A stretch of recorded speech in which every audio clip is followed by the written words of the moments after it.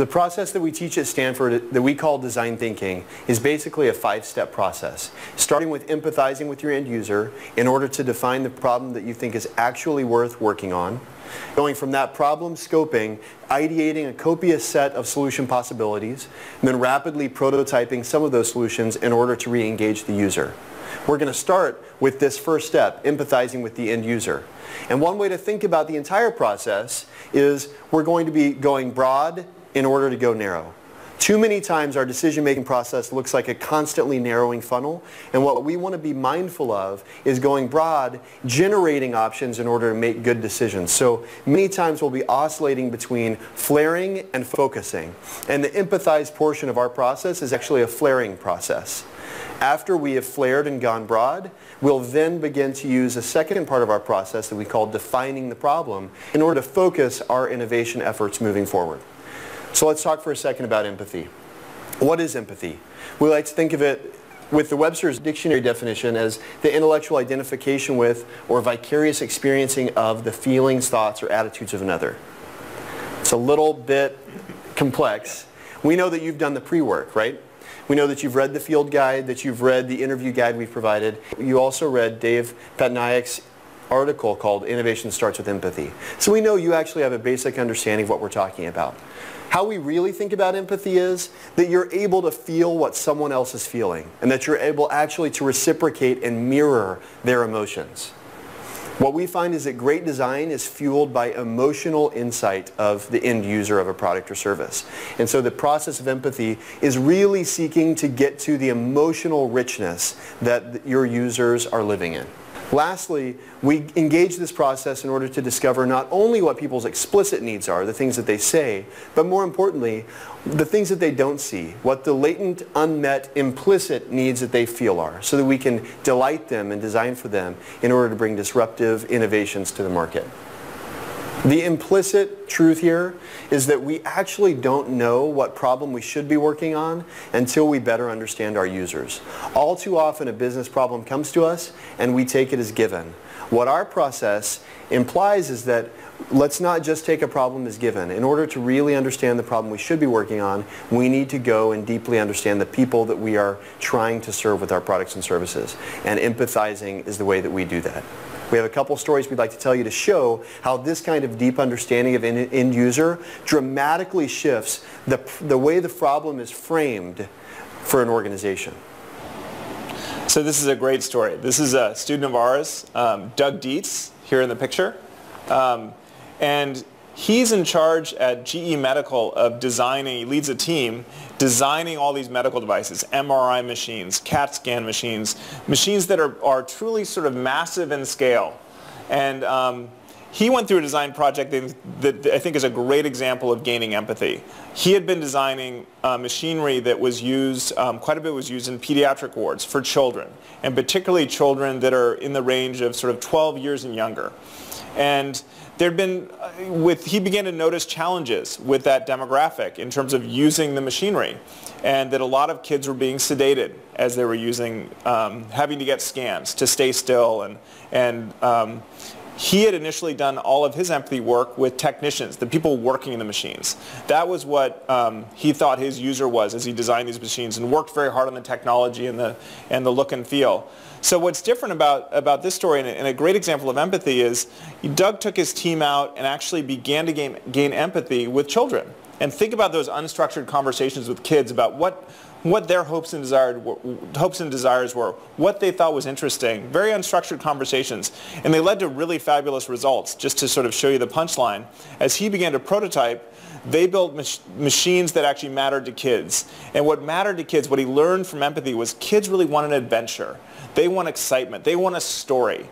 And what changed was, you can see they covered these machines. These machines are exactly the same as the ones in the previous pictures, covered them with pirate stories or underwater adventures, and taught the technicians how to talk to the kids about these stories. So don't want to focus so much on the solution as gaining empathy. This happened because he took a team of designers out and they actually spent time with children, talked about the experiences they were having that they enjoyed, and overwhelmingly heard that they loved stories and they loved adventure. And a great example of gaining empathy. What's really amazing about this story is that Doug and his team have dramatically lowered the sedation rate for children who have to undergo these procedures. And they've differentiated themselves from their competitors not actually through a technological innovation. So many times medical device manufacturers believe that the way to gain an edge in the market is to bring new technology to bear. Doug and his team have been able to achieve dramatically better results with the same technology, but by understanding that kids in terminal illness situations lack adventure in their lives, adventures that their brothers and sisters get to have when they go to camp, when they play sports. By bringing adventure into the context of these medical procedures, Doug and his team have been able to dramatically lower the sedation rate without actually touching the technology at all. It's pretty exciting design. Another example we wanted to share with you, it's also related to the medical field and kids, is a project that we had students work on at the design school. A hospital in Nepal asked some of our students to redesign incubators. Specifically, they wanted to have a cheaper incubator because hospitals in Nepal end up, the incubators will break down. They've been donated by the UNDP or USAID, and they're expensive machines, about $20,000. And when they break down, many hospitals lack the expertise to actually repair these machines and things like that. And so some students actually receive that challenge. You could think about from a traditional problem-solving perspective. They say, okay, let's list the parts. Can we lower the part count, reduce the SKU count, right? Can we lower the input cost or the materials cost? What these students did, rather than take a traditional approach to solving the problem of getting a cheaper incubator, is say, we've got to go to the hospital. We need to go to Nepal. So they actually went to Nepal, and what they found was that many incubators were actually working at the hospitals. The problem was that there were no babies in them. And so as the students started walking around talking to doctors and nurses, they realized most babies that are born prematurely are born far, far away from a hospital in the rural settings, and their mothers are unable to get to the hospital in time. It's a 15 to 20-hour bus ride to get to the hospital. And so getting this new insight, realizing that most babies who need an incubator can't actually get to an incubator, the team reframed their challenge, much like Doug reframed the challenge of getting a better scan into, he changed that challenge to bringing adventure to life to kids. This team reframed the challenge from design a cheaper incubator for the hospital. They reframed it to bring warmth to mothers who need to keep their babies warm. And by reframing that challenge, they actually came up with a really novel concept, which you can see here looks kind of like a sleeping bag. There's actually some very sophisticated technology in this product. But the idea is, rather than trying to get the baby to the warmth of an incubator, they decided to bring the warmth of an incubator to babies who could never make it to the hospital. And this device costs a fraction of the overall cost of a traditional incubator, but the reorientation that the team took led them to this dramatically unexpected and disruptive space, where they're on track even this year to save over 100,000 babies' lives by deploying this device through networks of midwives and nurses in Nepal and in the rest of Southeast Asia. But again, the point here is, gaining empathy for the end user of your product or service will enable you to put a reframe on the problem, to articulate the problem in a new way that's inspiring and compelling to your team, that will lead you to unexpected directions and unexpected solutions that you could never get to if you just took the problem framing as given, that you'd been given. So how do we do this? We want to talk about how we actually engage people. There's a mindset that we believe is really important to doing empathy work well, and it's really the mindset of a child. The idea is that you take a fresh perspective on whatever you're working on. Many of the business challenges that you face in your home setting are challenges that have been with you in some form or another for decades, and they feel very familiar to you, and you feel like an expert in many regards to address the challenges. And what we find is very helpful is when you take an empathetic perspective, that you actually take on the mindset of a child. I have a good friend who works at Nike as a filmmaker at Nike, and he said that whenever he's interviewing people for stories, he tries his best to act like an idiot. And I think it's a good mindset to have, that you try to act like you know nothing about the problem space and engage your users on their terms as the experts they are. Every user is an expert in their own life. And the less expertise you bring into a conversation with them about the expertise they have in their life, the more you have to learn. The other thing that's really important is that you're respectful. and that you really bring a sense of optimism and curiosity to the conversation. What we find is that people actually love to talk about themselves and the things that they care about and their passions. And if you bring optimism and respect and curiosity into that conversation, they'll tell you things that you would never expect them to tell you because they think that you really care, you genuinely care. And you can't fake that. You actually need to have a genuine care. The last thing is that you need to engage your users without judgment.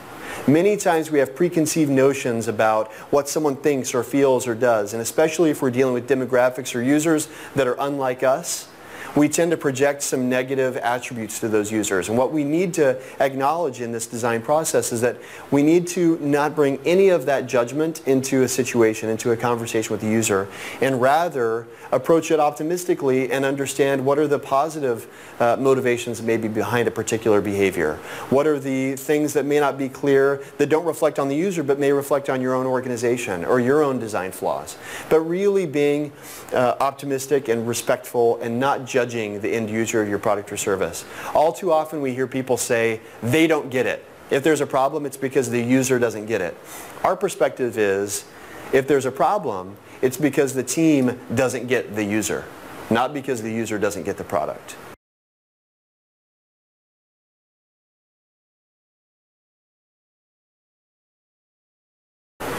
So how do we do it specifically? 3 simple steps we like to follow are, first, immersing ourselves.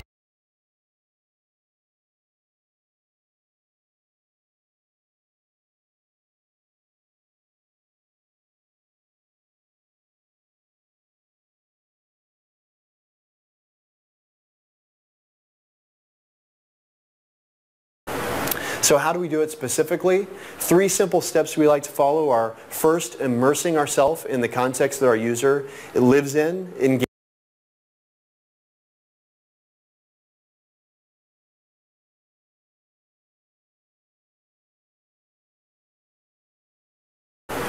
So how do we do it specifically? 3 simple steps we like to follow are, first, immersing ourselves in the context that our user lives in, engages with our product or service, and in the broader context of their life. The second is actually observing users in the wild, so to speak, actually going where they are and watching them, observing them. So how do we do it specifically? 3 simple steps we like to follow are, first, immersing ourselves, making guesses and inferences and hypotheses about why they do what they do and how they do it. And then lastly, we like to actually engage people. Rather than leave the room having just made hypotheses or made assumptions about what we see and we observe, we always want to follow up with our users and actually engage them in a real, meaningful conversation, not about our problem, but about their life. So we're going to go quickly through each of these 3 steps and talk briefly about how we do it. First is immerse. This is very simple. Go where your user is. That's why we're here. We got given a challenge by the hotel, so we're doing this project here at the hotel. Rather than sitting in our office at Stanford and talking about what we would do differently with the check-in experience, we're at the hotel. Go wherever your users are. If you're a technology company, go to wherever your users encounter technology. If you make phones, sit in the car with them and watch them use their phone or on the bike or that sort of thing. The second technique we use is observation, and there's one simple tool that we use oftentimes in order to do good observation. It's called what, how, why. The simple framing is, what is the person doing? What's your user doing? How are they doing it? And then making a guess as to why. So it's a simple way to quickly diagnose a situation. So if we see someone, we say, what are they doing? Maybe they're checking in. How are they doing it? They're fumbling through their bags. Okay, if they're fumbling through their bags, why are they doing that? Maybe they can't find their passport. Maybe they just realized that they had the wrong bag off of the baggage claim. Maybe because they just realized they left something at home. The team can actually make some educated guesses, all for the purpose of loading their collective bank of questions in order to engage a person. So we don't frivolously observe people just for the sake of observation alone, but rather to get smart about what are some of the questions we could ask the user once we engage them and test some of the hypotheses and assumptions that we've made in our time observing them. So we like to practice this really quickly because it's an art, truly. So if we were looking at this, if we were out in the wild and we were watching this scene and this is our user, what is he doing? So if you're asking me, what is he doing? I'd say he's walking with coffee. He's walking to work. That's what he's doing. Yep. Looks like he's in a hurry somehow. So how he's doing it? Yeah, how? Juggling a few things. Yeah, he's walking fast. He looks kind of sad. He's kind of walking to work sadly, maybe. Carefully too. You see the kind of hand. He's walking carefully. It looks like. Yep. So let's do why. Why is he walking that way? He's got something on his mind. I don't know why, but just inferring from looking at his face, he's got something else. Worried, concerned. Maybe he's got a loved one at home sick. His head somewhere else. He's thinking about something else while he's multitasking and maybe walking even slower than the people on the street behind him. You know what I see? Maybe so it's good to develop multiple hypotheses. So that's one. Maybe another is I see it's a Starbucks cup. Maybe he's got that face because he works at a competing coffee company and he doesn't want anybody to see him with a Starbucks cup, right? So maybe he's a little concerned about who's watching me. Maybe he's suspicious because this guy has been flanking him for the last 10 blocks. And he's really getting afraid he's about to get picked off, right? Who knows? But the point is we make a bunch of educated guesses with this technique of what, how, why. And then hopefully by the time you got to us at the street corner, we'd say, hey, I noticed you were carrying your coffee this way. Or I noticed that, you know. We might engage and do an interview. Exactly. But it's all for the purpose of actually engaging the user.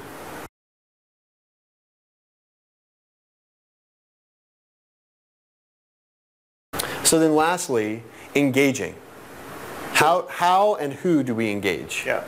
So I want to talk a little bit about, when we talk about who we engage, we talk a little bit about looking for extremes. So we're here at the hotel. We could decide most of the business at the hotel is business users and business people coming on business trips in and out of this hotel. We should really focus and make sure to interview those business people because that's where all the money's made and that's what they're doing, and we'll easily find them when we're in the lobby. You'll see later. We'll find those business people and we'll interview them. What we want to look for, though, in empathy in this type of technique is look at the extremes. Who are the extreme users? Who are people on the one trip a year they've come here, their first trip here, or people traveling with a larger group? Things that aren't quite our normal middle of the curve, looking for extremes. And why do we do that? It's because if we think of needs along the curve, needs tend to be more exposed with these extreme users. They have major problems with check-in and check-out, or major excitement about that process that's just not going to be as clear in the middle of the curve. And the other thing to think about is at these extremes, we tend to find people that those needs are easier to expose because they're closer to the surface of the discussion and closer to the surface of what's actually exciting them or making them nervous. There's a great quote we love, which is the future is already here, it's just unevenly distributed. And we believe that the future is oftentimes in these extremes that many of us aren't paying attention to. Many people ask us, why do we focus on the extreme user? Or that person is so unrepresentative of our typical guest? But what we find is that, as Perry said, their needs are more explicitly expressed. And oftentimes, they're needs that are felt across the entire population. It's just that those in the middle of the bell curve may not think of expressing them in the same way. And so when we're able to spot them early, we can actually test with the target market, so to speak, but actually bring a level of insight to their needs that we would have never gotten to if we had just been talking to the typical customer. There's a great example of this. Yeah. So a quick story. Juntos is a startup out of the Stanford this last year. Started by a student that looked at an extreme user group when he was really interested in finance, so really interested in how people and why people save money. And you could have gone to anybody. We all try to save money, right? I could have interviewed everybody who has a budget or what have you. You talk to anybody who's got a savings account. Yeah. He thought, well, what's a group that I'm really passionate about that really has a critical need for saving money? And actually interviewed night shift janitors. So found a group that's really has a challenge in terms of the amount of money in their pocket. And also the other challenge is they didn't have internet access. They didn't have phones always. Or if they had phones, they were very, very simple phones. So he figured out that they needed a very, very, very simple bit of information to help them save money. And by interviewing them, kind of jumping to a solution, he built an online bank where they would text in, because they all had text plans, text in what they're spending. And he gave them one simple piece of data. At the end of the month, he said, okay, you've finished getting your paychecks. You should have this much money left over because you've texted in all your expenses. And you know what they would do? he created this great behavior. They would look at their pocket and say, I don't have the money. So where did it go? And it would provoke a great question, and it started changing behavior. And a great example of looking at these sort of extreme users to get them to sort of focus on what savings was about, but as a result built a great tool that now transfers to a lot. You know who his great users are? A lot of people retiring. A lot of older people that they're now on a budget. Yeah. But there's a much bigger demographic for the need, but it became so clearly exposed that they were so earnest and interested and excited about saving money that he went to a group that was really, their need for saving was so acute, he could actually get to solutions. A couple of things stand out from that story. One is these guys have been considered by traditional banks unbankable, right? So who would think of designing a savings product for people who's unbankable, right? They don't have a bank account. So it's a fascinating user to approach. The second thing is, if Perry were to tell me about this idea and say, hey, what's the downside of this idea? I'd say, there's no way somebody would text everything they buy, right? And I see that as a way to strike this idea. It's terrible. Let's move on to the next idea. What this student found in working with his users was the fact that users didn't text everything became the hook for them to do it more, because they go, well, what money am I missing, right? So it became, all that to say, oftentimes we dismiss ideas prematurely because of our sense of whether it'll work. And with a unique and powerful and compelling connection to his users, what he found was the thing that we would have dismissed the idea for became the thing that was most compelling to his users. And now he's actually rolling out this product to one of the largest demographics in the history of the U.S., right? Baby boomers, who are all going into retirement, who aren't tech savvy, but who do need to keep a bead on their finances and their savings. And by interviewing English as a second language, nighttime janitors, he was able to develop a product that is now applicable to the largest demographic in the U.S. Pretty incredible.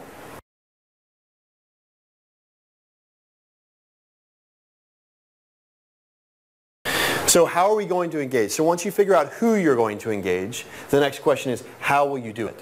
We think of this simple arc as a way to think about how to engage your user. The first thing you want to do is introduce yourself. It's a conversation. Many times we'll have students get to the end of a conversation. We say, hey, who'd you talk to? And they go, I don't know their name. Introduce yourself. You're actually speaking to another human being.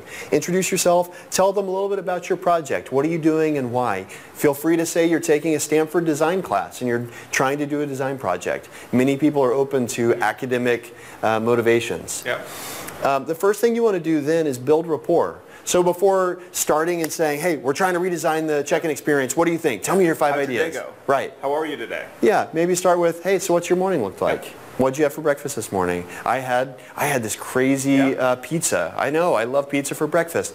Make somebody laugh, disarm them, have fun with them, and then they're more likely to start to tell you stories. And this is the key. Your key metric when you're engaging another human being is the ratio of talking to listening. And at this point in the conversation, you want that ratio to flip. You may have been talking a little bit, introducing yourself and your project and getting some simple information out of them, but then you want to start to ask questions that actually evoke stories.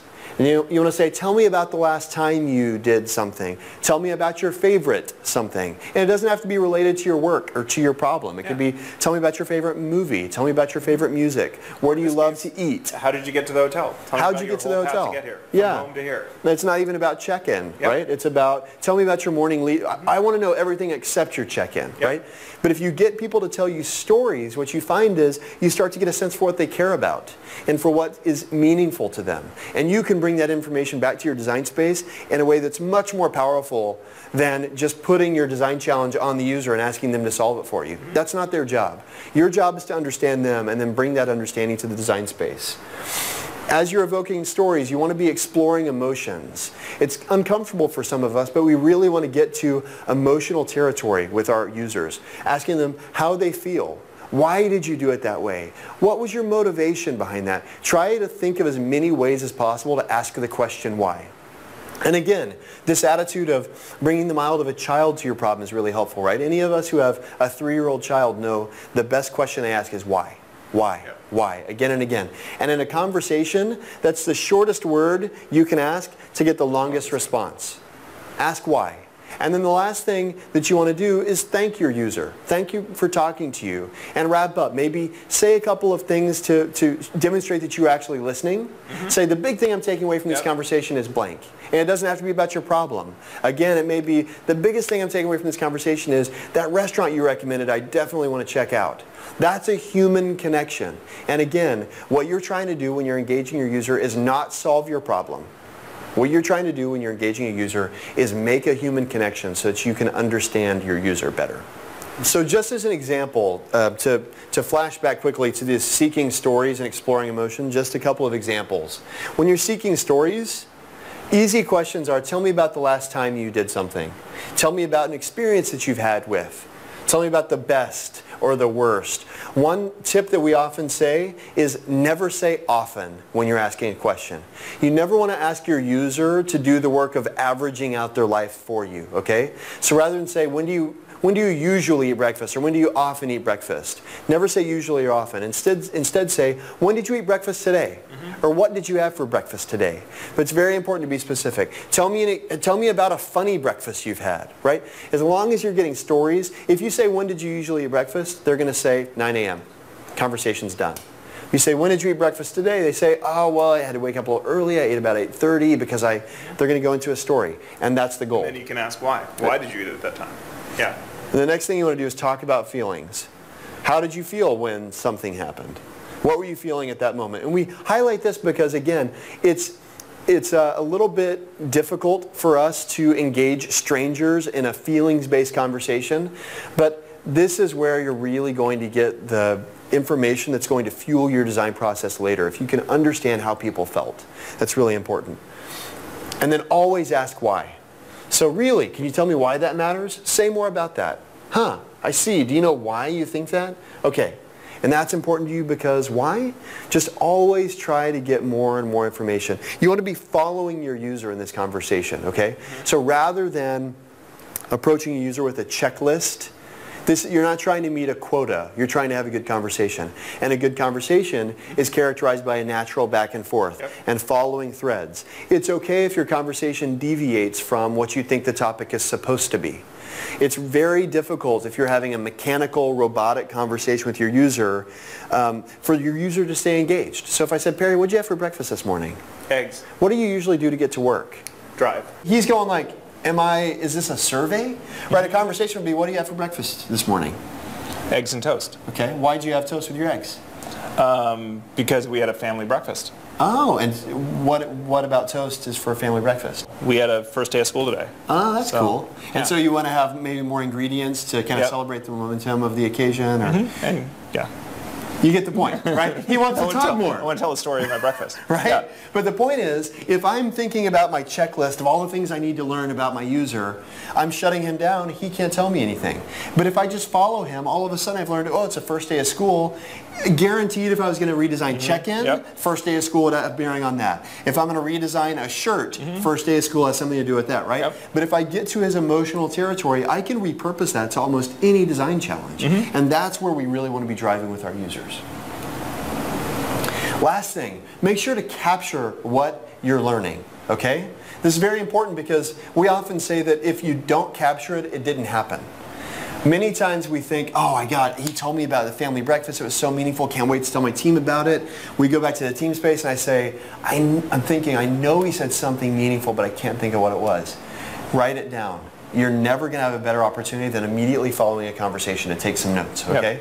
We even like to assign team roles. If you've got a wingman, if you've got a couple of people that you're going with, you can actually say, hey, I'm going to lead the conversation. Would you take notes this time?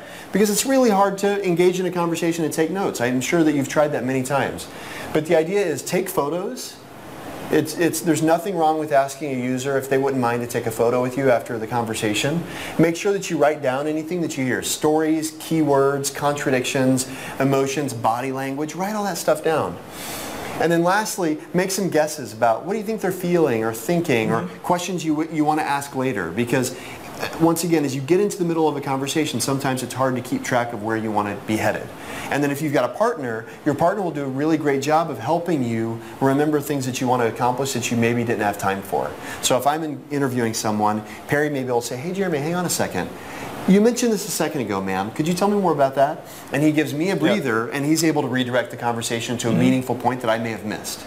So it's really helpful if you're able to separate team roles a little bit in a conversation. So at this stage, let's invite Grant and Crystal in. Yeah. So now what you're going to see us do is we're going to bring in these new students of innovation, and they're actually going to come with us, and we're going to talk to them about empathy. We're going to go through the field guide, which I know you have, and then we're going to take them to the lobby. You'll see us go through that whole process with Grant and Crystal, and I think they're going to ask a lot of the questions I know you have, which is going to be terrific.